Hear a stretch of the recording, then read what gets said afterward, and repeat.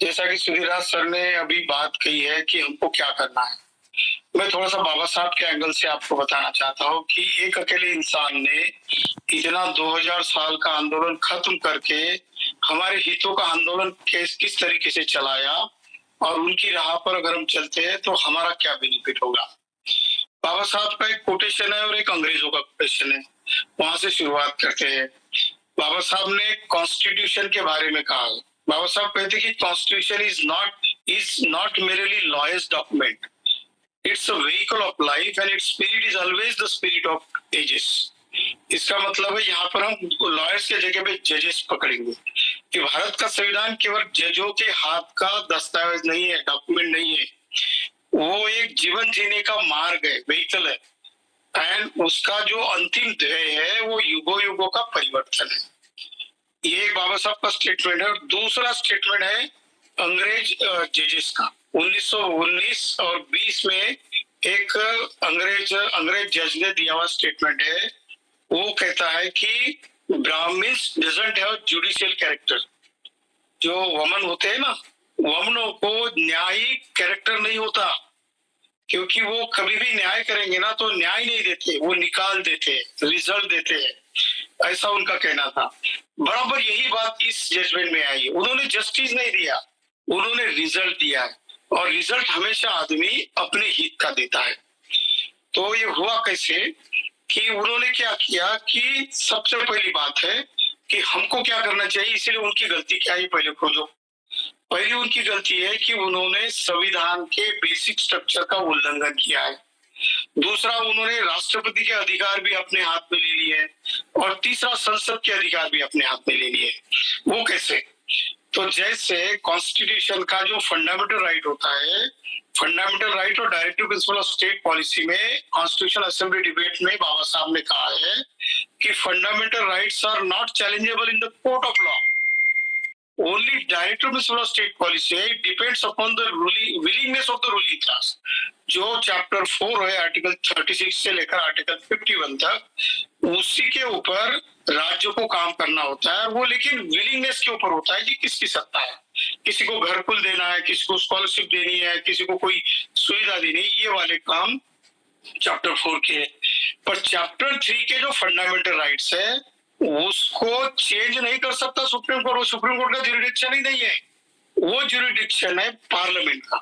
Parliament इसके ऊपर discuss करती है और किसको देना चाहिए, किसको नहीं देना चाहिए, कितने वर्क करने चाहिए, एबीसीडी करनी चाहिए या और कुछ करना चाहिए, किसका घटाना चाहिए, किसका बढ़ाना चाहिए, ये पार्लियामेंट डिसाइड करती है।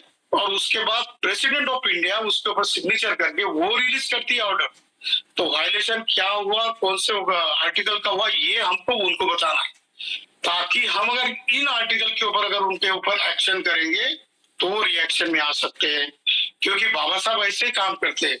बाबा साहब के बारे में पंडित मदन मोहन मालवीय ने कहा है, उन्होंने कहा था कि डॉक्टर अंबेडकर का मुकाबला इस देश के सारे ब्राह्मण मिलकर भी नहीं कर सकते, इतने वो ज्ञानी है, ज्ञान के वो अथांग सागर है, ऐसा वो कहते। क्योंकि जब खड़े हो जाते तो किसी का कोई भी आर्ग्यूमेंट रहो, उनका जब भी संबोधन होता संविधान सभा में, सारे चुप बैठते और जो विरोधक रहते वो भी बोलते कि डॉक्टर अंबेडकर ने जो कहा वो सही है, और उसके ऊपर एक मत हो जाता। जैसे कि वी द पीपल का जो निर्णय हुआ, लोग गॉड के, अल्लाह के, ईश्वर के, गांधी के नाम से करना चाहते थे, पर बाबा साहब ने 1 घंटे का संबोधन किया और सभी ने वी द पीपल का समर्थन किया। तो उन्होंने उल्लंघन क्या किया? पहली बात तो है कि उन्होंने संसद के अधिकार लिए, संविधान ने जो अधिकार उनको दिए ही नहीं वो अधिकार का उन्होंने इस्तेमाल किया। और तीसरी बात, प्रेसिडेंट के अधिकार का इम्प्लीमेंट किया।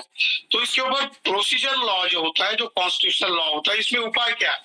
तो उसमें एक ही उपाय है कि जैसे हमारा होता है, हम गवर्नमेंट ऑफिसर होते हैं, जैसे मैं गवर्नमेंट ऑफिसर था मेरे ऑफिस में, मैं डिप्टी कमिश्नर का मेरे तरफ चार्ज था और मेरा बॉस आईएएस ऑफिसर था। एक दिन किसी चीफ मिनिस्टर ऑफिस को हमको ऑर्डर लेटर भेजना था, और फोन पर हमारे आईएएस ऑफिस ने मुझे डायरेक्शन दिया कि ऐसा करो, ऐसा ऐसा लेटर इश्यू करो, और मेरे डिसिग्नेशन पे आपको आप साइन कर दो, भेज दो। तो उनकी ओरल ऑर्डर से मैंने कर दिया। फिर बाद में 15-20 दिन में मेरा कोई कलीग था, वो वमन था, उसने उसी बात पर तकरार की कि आपके नाम से इसने ऑर्डर कर दी है, तो इसके ऊपर डिपार्टमेंटल इंक्वायरी होनी चाहिए। पर मैं बाबा साहब के तत्वों को कभी छोड़ता नहीं था। मैं जो भी ऑर्डर में मैं कॉन्स्टिट्यूशन के आर्टिकल का उल्लेख करता था। और दूसरी बात, वो टाइम लेके और उनका मैंने फोन रिकॉर्ड किया था मेरे बॉस का। तो जब वो चर्चा हुई कि इसके खिलाफ जब डिपार्टमेंटल इंक्वायरी शुरू होनी चाहिए, तो मैंने वो उनको ऑडियो सुनाई। उसके बाद वो खतरा टल गया। बाबा साहब ने क्या किया, तो बाबा साहब के बारे में एक अमेरिकन इतिहासकार कहता है कि 1920 से लेके तो 1956 तक इस देश का इतिहास एक ही इंसान लिख रहा था, उसका नाम डॉक्टर अंबेडकर था। और वो क्या करता था, तो कहते हैं कि वो एक्शन में काम करता था और सारा देश including Gandhi they were working in reaction. Baba Saheb action लेते थे और सारा देश भी उसके रिएक्शन में काम करता था। तो कौन सी एक्शन ली थी बाबा साहब ने? जैसे महाड़ का सत्याग्रह शुरू करने के लिए किसी ने नहीं कहा, पानी का सत्याग्रह किया। लोग बोल रहे कि हमारे पानी को इन्होंने छू लिया तो हमारा पानी गंदा हो गया। 1932 में कालाराम मंदिर का टेम्पल का सत्याग्रह शुरू किया। इन्होंने कहा इसने हमारे भगवानों को छूने की कोशिश की, इसको रोको। ये दोनों केसेस चले और 1935 में उसका रिजल्ट लग गया और दोनों केसेस बाबा साहब ने जीती। क्योंकि बाबा साहब ने जब मनुस्मृति जलाई थी 25 दिसंबर 1927 को, तो वो भी ब्राह्मण के हाथ से जलाई थी। जब आर्गुमेंट आया तो बाबा साहब बैरिस्टर थे, उन्होंने कहा कि मनुस्मृति मैंने नहीं जलाई, तो किसने जलाई? तो सहस्त्र बुद्धे ने जलाई। तो सहस्त्र बुद्धे तो ब्राह्मण है, उसको तो जलाने का फिर लिखने का सारा अधिकार है। तो जज ने जस्टिस बाबा साहब के तरफ दिया। मतलब बाबा साहब का हर कोई आंदोलन होता था वो एक्शन में होता था। इसीलिए हम लोग एक्शन का आंदोलन नहीं करते, हम रिएक्शन में आंदोलन करते। कोई खैरलाल जी करता है, कोई ऊना करता है, कोई हाथरस करता है और हम रिएक्शन में रास्ते पर आ जाते हैं। हम इंटेलेक्चुअल नहीं करते। बाबा साहब ने कहा कि मैं क्या चाहता हूँ, तो वो कहते हैं कि बुद्धिजीवी वर्ग वो वर्ग है जो दूरदर्शी होता है, सलाह दे सकता है और नेतृत्व दान कर सकता है। किसी भी देश की अधिकांश जनता विचारशील और क्रियाशील जीवन व्यतीत नहीं करती। ऐसे लोग प्राय बुद्धिजीवी वर्ग का अनुकरण और अनुगमन करते हैं। ये कहने में कोई